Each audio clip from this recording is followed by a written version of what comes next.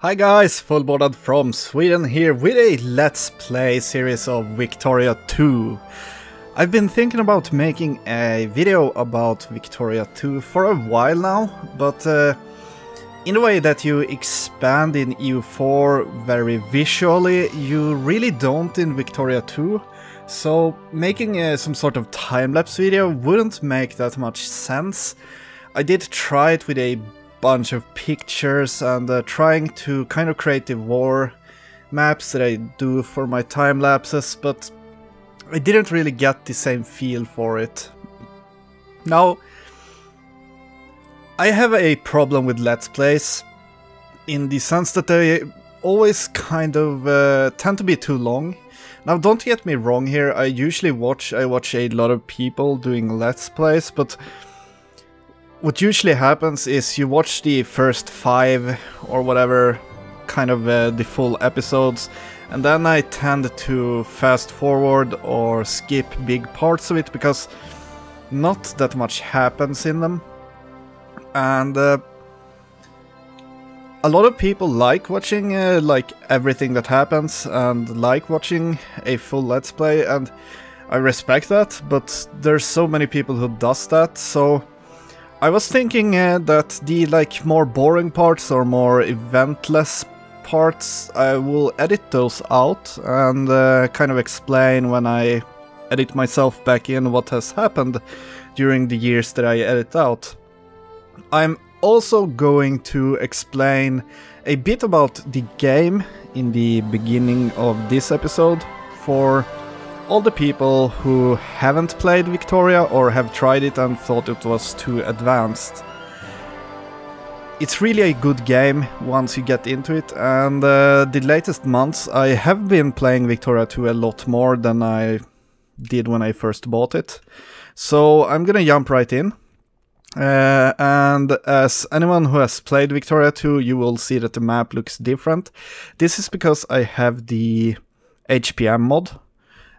It's a mod that pretty much expands the vanilla experience. It adds more countries, more regions, they split up regions, and basically makes the game more historically accurate. And it also makes the game harder. It's an amazing mod, and I would recommend everyone who wants to play Victoria 2 to get it. I'm gonna put a link in the description below. Now, I have decided to play as the Papal State, so let's play.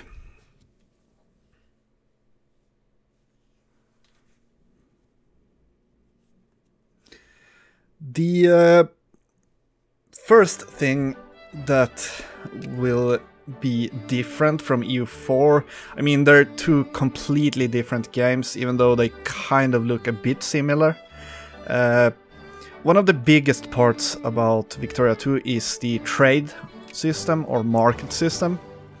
And these are all of the goods and resources that are produced in the world and consumed in the world. And you produce those by building factories, and you gain the basic resources just by owning provinces that produce them. There's also a score system in this game. As you can see up here in the left corner, we are currently on place 27 in the world. The countries with the 8th highest scores in the world are 8 great powers. And what those great powers can do is they can sphere countries into their influence or sphere of influence. As an example, I think France has us in their sphere of influence, and they do. What this basically means, if we look at RGO, is that we and France kind of share our market. They gain access to the the ground resources that we produce, and we gain access to their market to buy materials that we need to produce troops, factories, railroads, ships, whatever. So sphering countries in this game is kind of a way to expand, because you kind of indirectly control them. I guess you could compare it to a protectorate state or a tributary, as they're called now in EU4. It also means that if Austria for some reason decides that they want to attack us, then France would be called in to defend us. Another big difference is the population mechanic. The population is simulated throughout the whole world. We have 690,000 people living in our country. All of those people have needs, which we will meet by getting resources to our lands, producing resources, or simply purchasing them. As you can see here, our middle class, the artisans, bureaucrats, intellectuals, clerks, and officers. 57% of those have none of their needs met, which means they're probably gonna leave our country, or we are gonna purchase the materials that they need so that they will stay here. This is like one of the most important things to keep happy your population, because they both produce stuff for you, they work in your factories, and they join your military. If we, say, would get wiped with this stack, then all of these guys would die, and our population would drop because of that. Because it's not like in EU4 or Crusader Kings where it just magically appears people in a manpower pool. In this game, if they die, they die. So you really need to be careful with your military, especially as a smaller country, because you're not going to get that big of an army, and if you lose it, it's gonna take a damn long time to get it back. Now, I'm not going to explain that much more right now. I'm just going to start the game by building ourselves a transport navy.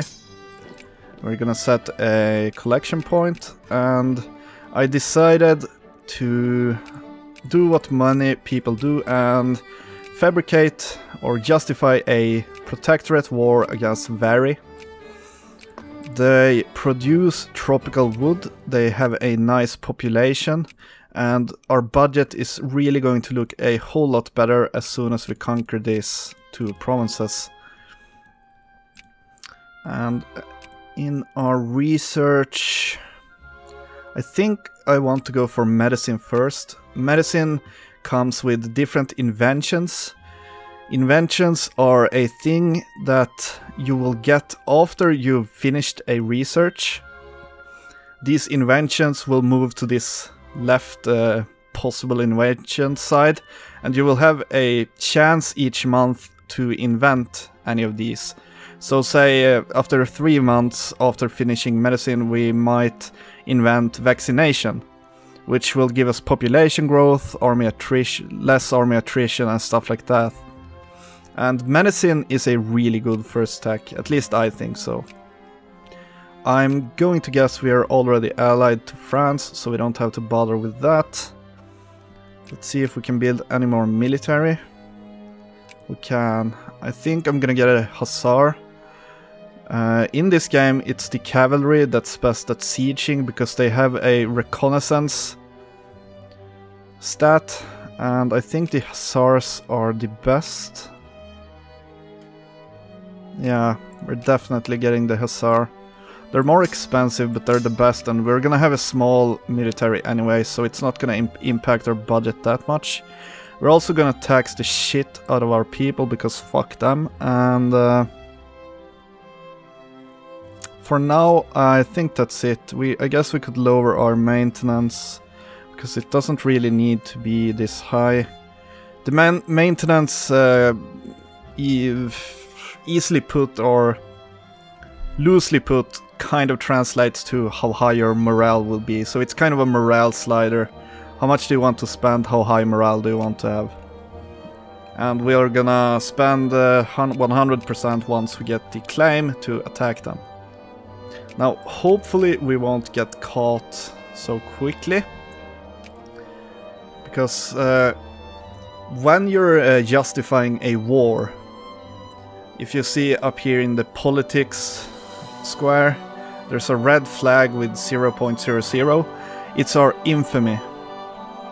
Whenever you justify a war against someone, you have a chance of getting infamy. The sooner you get caught fabricating, the more infamy you get. If you get over 25 in infamy, you will be like all of the great powers in the world will attack you to kind of like cut you down in size or whatever. So that's definitely something that you need to avoid. Now we can get a maximum of 15 infamy for fabricating down here, and a minimum of 0 if we don't get caught, but that's rarely the case. So we will see what happens. I'm personally going to play at speed 4 for most of this game. I usually do that even in EU4. I rarely play on any speed under that. I'm more of a pause, look around guy than playing on a really low speed, because while I love the games, they do tend to become a bit slow if you decide to play on the slow speed. I actually paused because I forgot that we want to set a national focus to encourage intellectuals to come and live in our most populate area. I have to take some water, I'm not used to talking this much. And as you can see, our budget is looking fine. And we got caught and got 11 infamy, which kind of sucks, but it's better than 15 at least. Now our next goal could either be low angle, but I think I'm not going to bother with low angle. I think what I'm going to do is I'm going to try and take this Congo state here. That is to prepare ourselves for colonizing later, which is also a big part of this game in 1870. Once we become a secondary power, we can colonize, and the colonization rush in Africa usually ends pretty quickly, and getting as much coastline as you can before that is obviously a good thing and a valid strategy.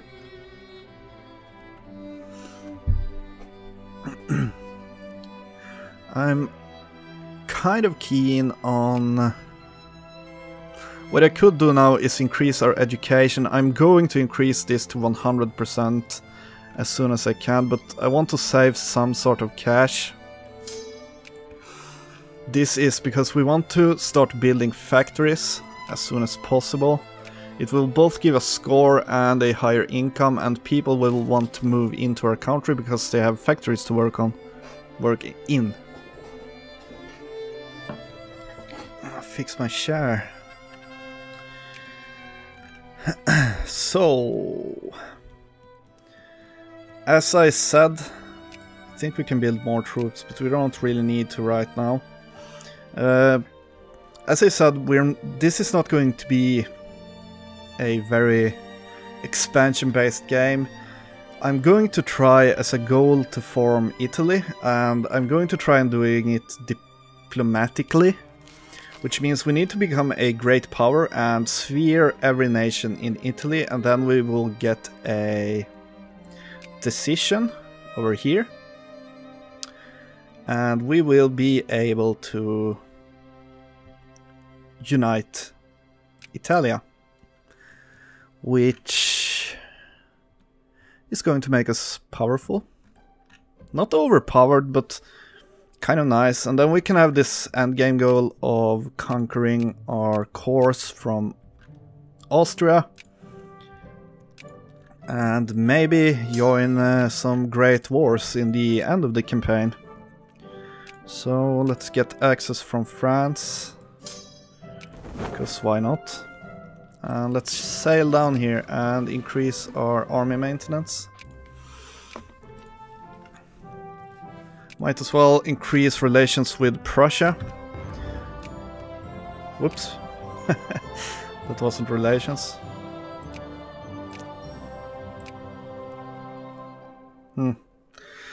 We are going to increase our relations with Prussia because once they form Germany, which they probably will, or the North Germany Confederation, they are going to be powerful as hell. And being friendly with them is in our best interests. The reason I wanted access to France is because we can park our boats here and avoid the time at sea attrition for our poor ships. So, how about you become my protectorate? Which kind of directly translates into how about I conquer everything you own?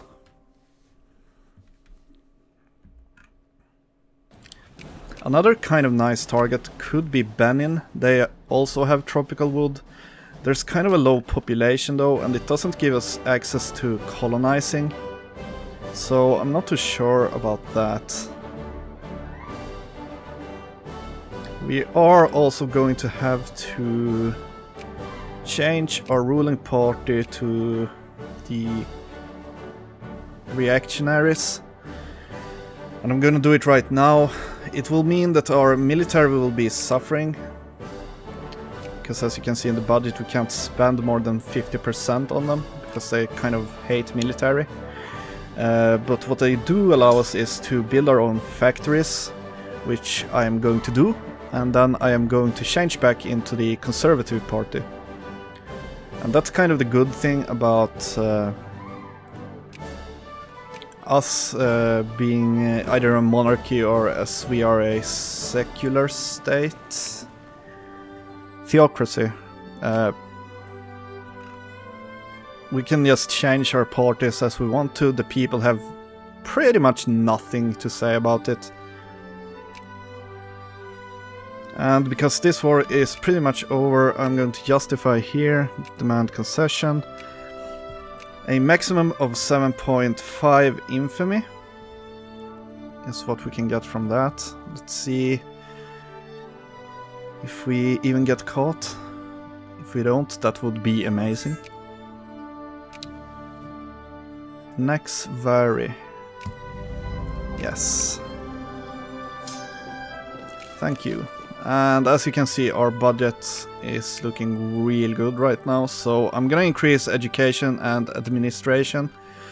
Getting higher education is really important because our literacy is super low. And having a really bad literacy... we get caught almost immediately again. Well, I guess we are going to have to wait after that conquest.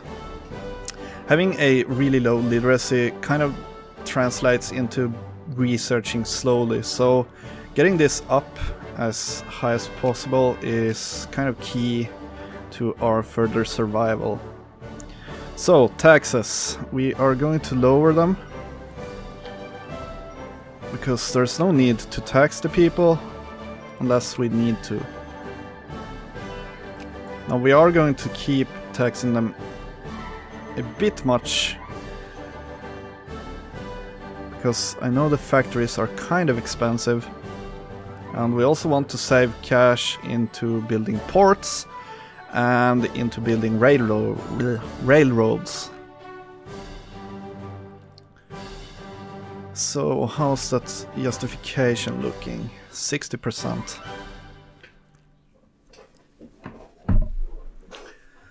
What would be a nice target for us would be Oman. He's a great target in the vanilla game without the mod. The problem here is that Great Britain or the United Kingdom is friendly with him. And that means that he will join any war that we declare on him. So what we could do instead is maybe Demand a concession from Gaza. Is he influenced by anyone? No. But he doesn't really have any province.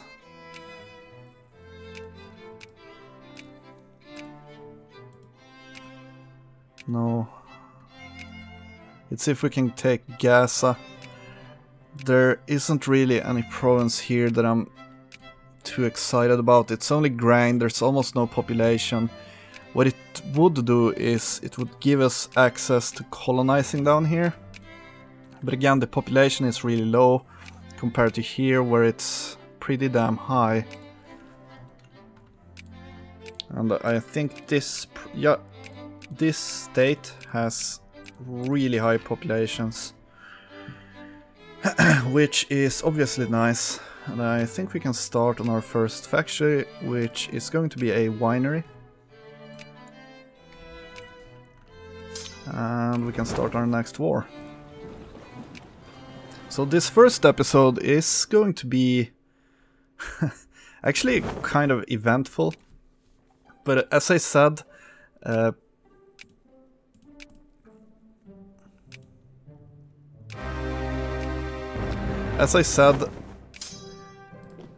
after we've finished this episode, or when other episodes come.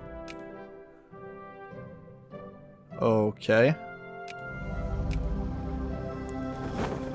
Apparently it was enough to just blockade them. Well, fine. I guess we'll go home with our troops then. And I think we will buy some more troops. We are gonna get one more hussar and one more artillery, one infantry. We might as well get the infantry from down here. I'm gonna get a collection point there.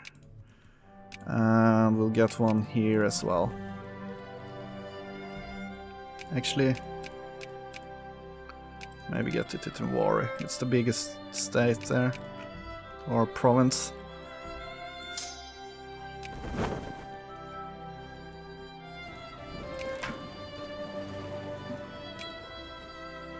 We lose militancy, which is nice. Yeah, people are pissed off that we conquered stuff. And as you can see, the budget or economy really drops whenever we build anything. That is because they're purchasing the materials needed to build the infantry or artillery from the market. And we gain access through the market that France has. Now, what are we going to build here? I think a paper mill, because we do have wood. Another option would be producing wool. No, fabrics, because we have wool. Another good choice is liquor, because you always need liquor, and you kind of have grain everywhere. But this state produces. Okay, let's see. Gain life rating. Okay. I'm not gonna ally Luca, because there's no reason to.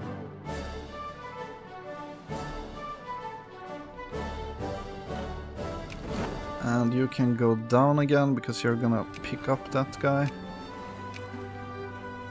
And we can recruit troops from Congo. I guess we'll just take some more infantry. I'm not really sure about the army compositions in this game. But what I do know is that cavalry, because they have reconnaissance, sieges faster, so you kind of want some cavalry. And then I think it's a little bit like 50-50 between artillery and infantry.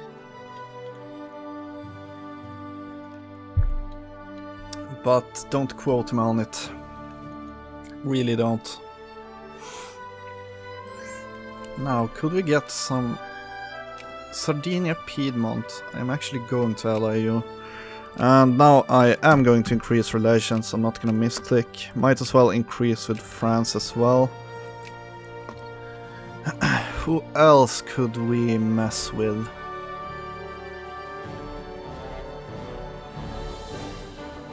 I guess Algeria. Would Oran be a good state? 40, 60, 100k, 120, around 200k in population. We would get some access to iron, which isn't bad. I think we would get... Wouldn't we get iron from down here somewhere? Coal would also be nice. He actually has 2 gold states.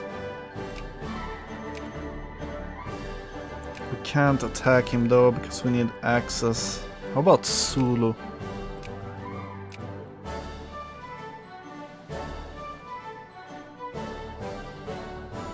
No, we can't.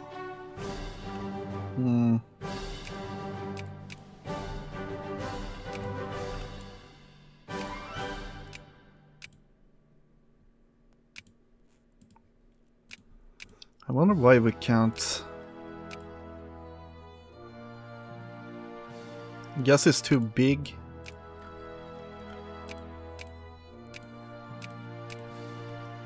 And gotcha, not really a option.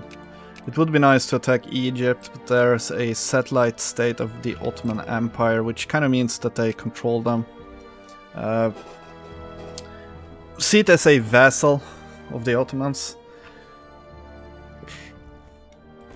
And while in vanilla, the Ottomans are usually kind of sucks, like they lose everything all the time. In this mod they are actually... They can actually do something by themselves, even though the AI plays them.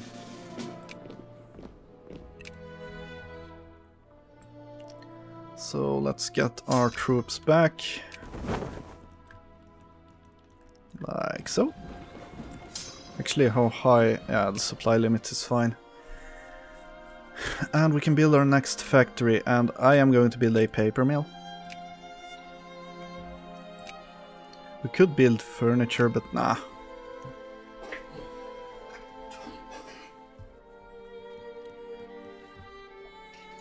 And once we get the resources for that, which is machine parts, good, we are going to lower our tax a bit more. We want more people to come and live here. Come and live in my state, it's only 70% tax here. We're actually seeing an increase in population. Not sure if it's because of immigration or if it's because we're not taxing them as much as others are. But it's growing and I'm happy because of that. And I think with those 2 conquests and our factories being built, we are going to change to a pro-military faction. We are going to increase that, and sorry guys, looks like you're gonna have to be taxed. Otherwise we won't be able to afford stuff. We can actually pull this down a fair bit as well, so that we can start on railroads as soon as that tech finishes. Anyways, with that, I'm going to end this first episode, and it feels like a good start. Thanks for watching. If you enjoyed the video, leave a like, and if you didn't, I'm sorry I wasted your time. With that said, I will see you in the next video. Fullbordad out.